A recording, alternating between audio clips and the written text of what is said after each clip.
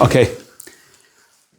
Wanted to, this week, everybody knows, talk about the Klolim, B'chukaisai. The way the pasuk starts off, it starts off in B'chukaisai Teilechu. So Rashi always said, everybody knows the famous Rashi, Shetiyu Amelim B'Torah, and then it's Nasati Gishmechem Be'itam, and then after Sheni, which is only like one more pasuk, is Nasati Sholem Ba'aretz. So anyways, question number one, and this is a Ma'ariv Shemesh asked this question. If you have rain be'itam, what good is it if you're b'mulchama? The mulchama is never going to give you the opportunity to go collect the wheat and bake it in your house or do anything with it. So what good is it that I have the ability to have the rain and grow plants if it's going to be mulchama? They're going to shoot bombs on it the whole time, right? So what's the point in it? That's kasha A. We know that Taivas. No, Rashi's kasha is. Yeah, so but that's why he says Shetiyu Amelim B'Torah. But the question is, why is it before Shalom? Why is Gishmechem before Shalom? Shalom should be first. Right. And then you should be first. Right. That's the question. So when we talk about Gishmechem,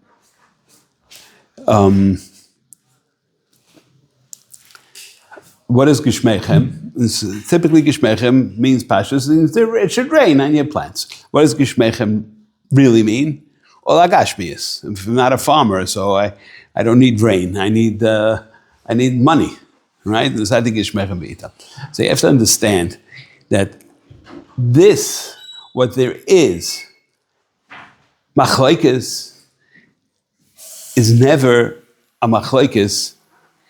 I mean, when I say machlokes, I mean like real fights. The people hate each other up to such a point. It doesn't come from Torah.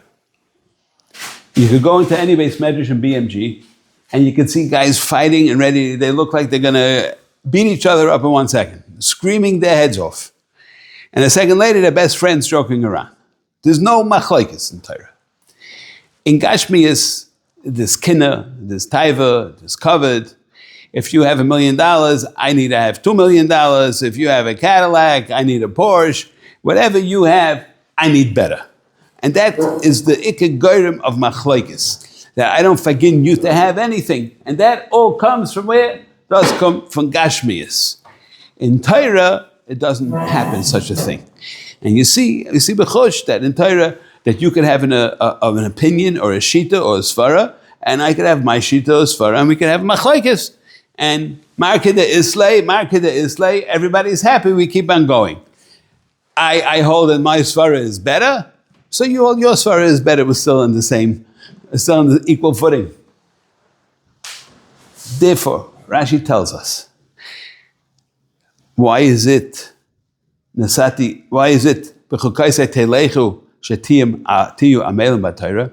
If you want to avoid any machlokes, you want to have machlokes, have it in Torah. Be amelim b'Torah. So then it won't come up in the Nasati Gishmechem Be'itam. You won't have to worry about it. If you're already holding in b'chukaisei teilechu and you stick in that mahalach, there's no machlokes to worry about. The Nasati Shalom is after you got Nasati Gishmechem Be'itam and you got Alagut Zachin, then already starts the kinna and the covet and the taiva. So then already nobody's really, everybody's jealous of each other. In Torah, there's no jealousy. You have a good Rasha, he has a good Rasha, everybody has something good, something to offer, and everybody should be Yafutza Manisecha Chutza. And that's why it says first, Shetiyu Amelim B'Torah, right? And even though the question was, why does it say right away Nasati Gishmechem Be'itam? Right? And then afterwards Nasati Shalom Ba'aretz. First is Amelim B'Torah, right? Then once you are a Ish Torah, a Ben Torah, don't have to worry about, even though if you could have a lot of money, it doesn't matter, but then you won't have that problem of having too much money and being jealous of Yena. Or at least you shouldn't. So that's why afterwards in Sati Shalom Baris, after you have so much Gashmis and the Rebbeinu Shalom gave you all the brachas, that's when you need Nesati Shalom Ba'aretz. But when it comes to Torah, you don't need Nesati Shalom Ba'aretz. So that's one thing.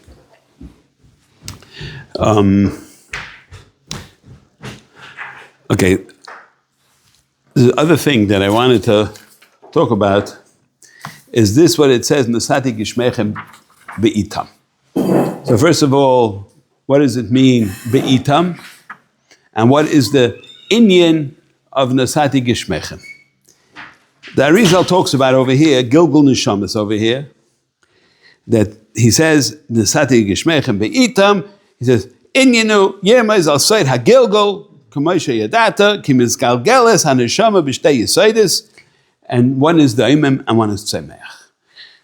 Now, we've learned that, and I'll go back a little bit, there's a halacha, you find it other place, Be'yayin Nesach, that if you take a barrel that has a little bit shmara yayin on it, so if they're completely dried out, and you can't get anything out of it, so you're allowed to use them. You could use them for whatever you're going to use, and you don't have to worry about anything. Because they say, the Shulchan Aruch says, on the Kuf Chav Gimel, that the reason is because it's completely offer. No lachluchas in it whatsoever, it's completely offer, and it doesn't give over anything. However, if there is a little bit lachluchas, then it could give over, and then it's also to use al yayin nesach. We know there's a thing called Havla de Garmi. Havla de Garmi is a little bit of leichus that a person has inside his body. How do you get that? We're not sure. Seemingly from eating malav malka, the bein de la luz, which is you have to have that bone left over, so a person should get up by tchiyas hamesim. In other svarim we learned that it's the havla de garmi, which means that's a little drop of wetness that's in a guf. That after this akel habasar, there's a little bit of wetness left. That little bit of wetness is a little achluchis, which can give chiyas. If a person is completely afar, it is all afar, just like by the yayin, is not semeach whatsoever. So the madrega over here, the way the Arizal explains it, that there's a doimein, which would be completely afar, and it's semeach, which has a shtickle lachluchis in it. And that's also why he's saying, "V'nasati gishmechem be'itam." Gishmechem is coming to tell us about that lachluchis, that wetness, which would give us the ability to get up by tchiyas hamesim.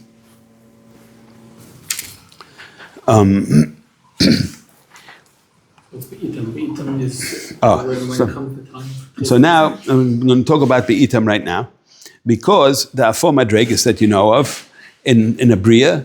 Four madregas Rebbeinu created, which is datzcham, which is doimim tzemeach chaim medaber. So the Arizal brings down that every one of these madregas happens in its own time. He says, why does it say be'itam? I'm just reading the Arizal. Lo yikol shahuz man hamugulgalim la'alais. Not every hour is the right time for the gilgul. Ki l'kol zman ve'es l'kol chayfetz. Everything has its own time and place. Inyan kimishen is galgul b'doimim, enem is galgul b'tzemeach. So it depends what madrega you lived your life.